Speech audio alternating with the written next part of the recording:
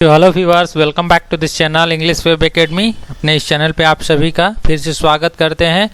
इसमें हम देखेंगे सभी all one word substitutions asked in SSC CGL tier 1 2019। SSC CGL 2019 में जितने सारे हमने साइनोनिम्स पूछे गए थे उसको देख लिया है एक वीडियो में। फ्रेजेस पूछे गए थे, एडियम्स एंड फ्रेजेस, उसको एक वीडियो में देख लिया है। और अभी हम वन वर्ड सब्स्टिट्यूशंस देखने वाले हैं। टोटल 6 डेज एग्जाम हुआ था 18 शिफ्ट्स में, यानी कि total at least 36 one word substitutions इसमें होंगे, तो उसको हम देखेंगे। यदि आप किसी भी कॉम्पिटिटिव एग्जाम की प्रिपरेशन कर रहे हो जिसमें कि वोकैबुलरी पूछा जाता है, तो उस सेक्शन में वन वर्ड सब्स्टिट्यूशन पूछा जाता होगा, उसके लिए काफ़ी इंपॉर्टेंट है। एसएससी सीजीएल 2020 का भी यदि आप एग्जाम देने वाले हों तो उसमें ये पूछा जा सकता है। तो ये वीडियो ज़रूर देखें और चैनल को ज़रूर सब्सक्राइब करें। यदि आप इसका पीडीएफ भी डाउनलोड करना चाहते हैं तो लिंक डिस्क्रिप्शन बॉक्स में दिया गया है टेलीग्राम चैनल का, वहाँ से जाके आप इसका पीडीएफ डाउनलोड कर सकते हैं। तो शुरू करते हैं फर्स्ट वन वर्ड सब्स्टिट्यूशन से। तो आप देख रहे हैं फर्स्ट है ए सॉन्ग एट ब्यूरियल, यानी कि जो कोई मरता है तो उसके शोक गीत इसको कहा जाता है। वहाँ पे गाने वाला गीत क्या कहा जाता है? शोक गीत। उसे क्या कहते हैं? उसे कहते हैं डिर्ज। ये आप ध्यान में रखेंगे। नेक्स्ट वर्ड है a period of 10 year. A period of 10 year यानी कि 10 वर्षों का जो पीरियड होता है उसे क्या कहते हैं? तो उसे कहते हैं डिकेड, यानी कि एक दशक होता है जिसमें कि 10 साल होते हैं, 10 ईयर्स। नेक्स्ट है something that can not be heard. वह जो सुना नहीं जा सकता है, ऐसी चीज़ जो कि आपको सुनाई न दे पड़े, तो उसको कहेंगे इनऑडिएबल, यानी कि जो अश्रव्य कहेंगे, जो सुन नहीं सकता है कोई, उसे। नेक्स्ट है one who loads and uploads ships. वह व्यक्ति जो कि जहाज़ों में सामान को लोड करता है और उसे अपलोड करता है और लोड करता है, यानी कि उस पर चढ़ाता है, उतारता है, उसे क्या कहते हैं? स्टेवडोर कहते हैं। यह कई बार पूछा जाता है, CHSL में भी पूछा गया है कई बार। नेक्स्ट है open refusal to obey orders, यानी डिफेंस। यह क्या होता है? यदि आपको इसका मीनिंग नहीं पता है तो इसका मतलब होता है मानहानि, यानी कि open refusal to obey disorder, यानी कि एकदम खुलेआम किसी को की आज्ञा या फिर किसी के कहा हुआ मानने से इनकार कर देना, उसे ही कहते हैं डेफिएंस। तो इसे आप ध्यान में रखेंगे। अब चलते हैं नेक्स्ट स्लाइड पे, जिसमें कि नेक्स्ट जो वन वर्ड है वह है a place where clothes are kept. वह जगह जहाँ की कपड़े रखे जाते हैं उसे क्या कहते हैं?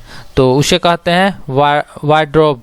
इसे कहते हैं a place where clothes are kept. It means कि जहाँ पे कपड़े रखे जाते हैं। नेक्स्ट है one who believes his own country to settle in another country. वह व्यक्ति जो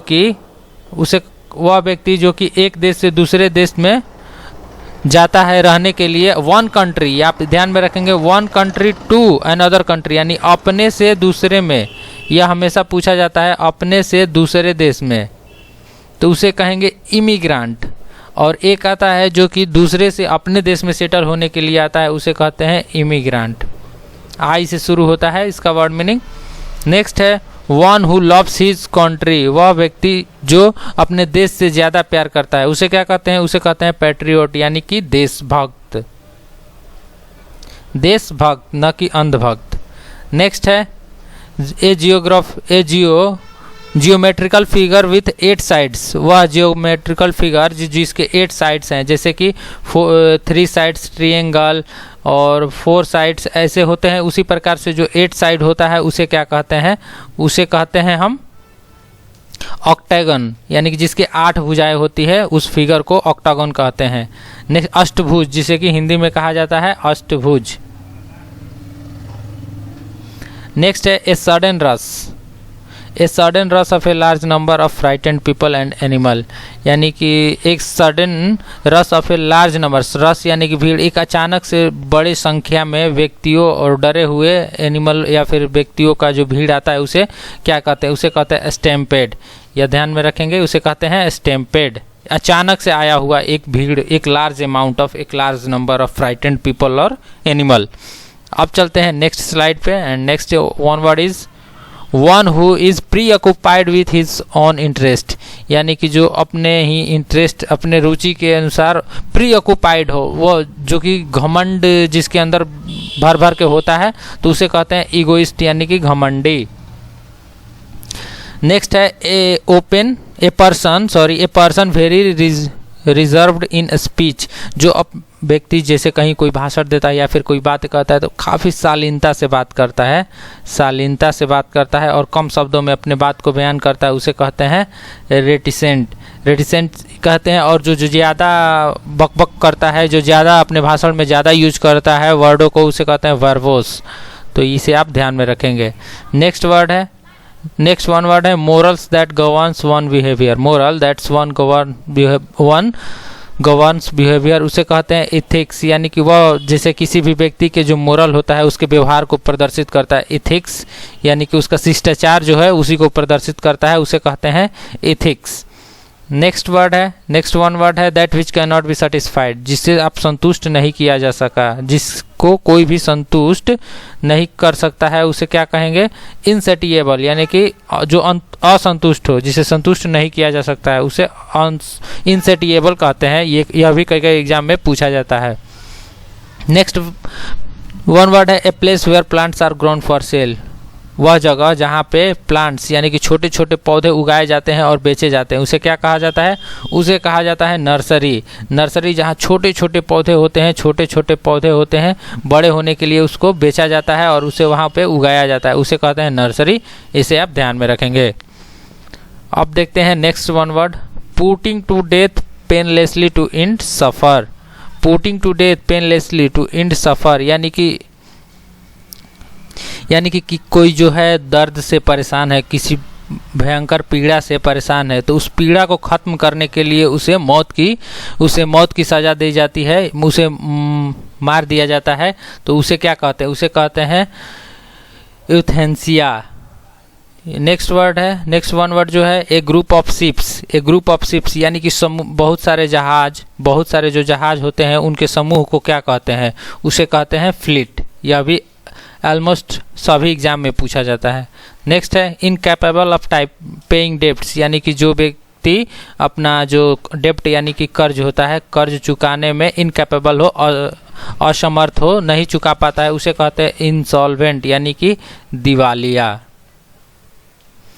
जो अपना कर्ज नहीं चुका पाता हो।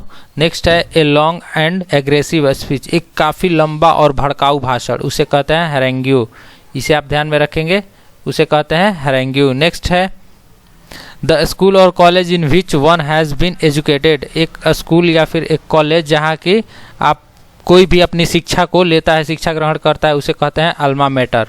उसे क्या कहते हैं? Alma mater. अब बढ़ते हैं नेक्स्ट वन वर्ड की तरफ। नेक्स्ट वन वर्ड है enclosed area where aircrafts are kept and repaired, एक जैसे कि बंद जगह, वहाँ पे एरोप्लेन जो होती है, एरोप्लेन बनाया जाता है और उसे रखा जाता है, उसे क्या कहते हैं? उसे कहते हैं हैंगर। ध्यान में रखेंगे, ये हंगर नहीं है, ये है हैंगर। एक टांगने वाला हैंगर होता है, ये वह दूसरा होता है, ये हैंगर है, उसे हैंगर कहते हैं, जहाँ की जहाज़ों को, एयरप्लेन्स को रखा जाता है और उसे बनाया जाता है, रिपेयर किया जाता है। नेक्स्ट है pertaining to an individual from birth, यानी कि जन्म से ही किसी एक व्यक्ति के साथ संबंध रखना, उसे क्या कहेंगे हम? उसे कहेंगे कॉन्जेनिटल। तो इसे आप ध्यान में रखेंगे, उसे कहेंगे हम congenital pertaining to an individual from birth. Next है टू इंक्रीज द स्पीड, किसी भी चीज़ के स्पीड को बढ़ाना, उसे क्या कहेंगे? एक्सेलरेट। ये यदि आप फिजिक्स में पढ़ा होगा तो आपने जानते होंगे, फिजिक्स में इसका यूज किया जाता है मोस्टली एक्सेलरेट वर्ड का, जैसे कि चाल को बढ़ाया जाता है, वेग को, वेलोसिटी को बढ़ाया जाता है, तो उसे कहा जाता है एक्सेलरेट यानी एक्सेलरेशन। उसे स्मॉल ए से डिनोट किया जाता था, कहाँ? तो फिजिक्स में या फिर मैथ में। नेक्स्ट है a person who attracts attention with flashy style, एक व्यक्ति जो कि अट्रैक्ट करता है सभी लोगों के अटेंशन को अपने फ्लैशी स्टाइल की वजह से, यानी कि एक आकर्षक स्टाइल जिसके पास हो, उसे कहते हैं फ्लैम्बोयेंट। इसे आप ध्यान में रखेंगे।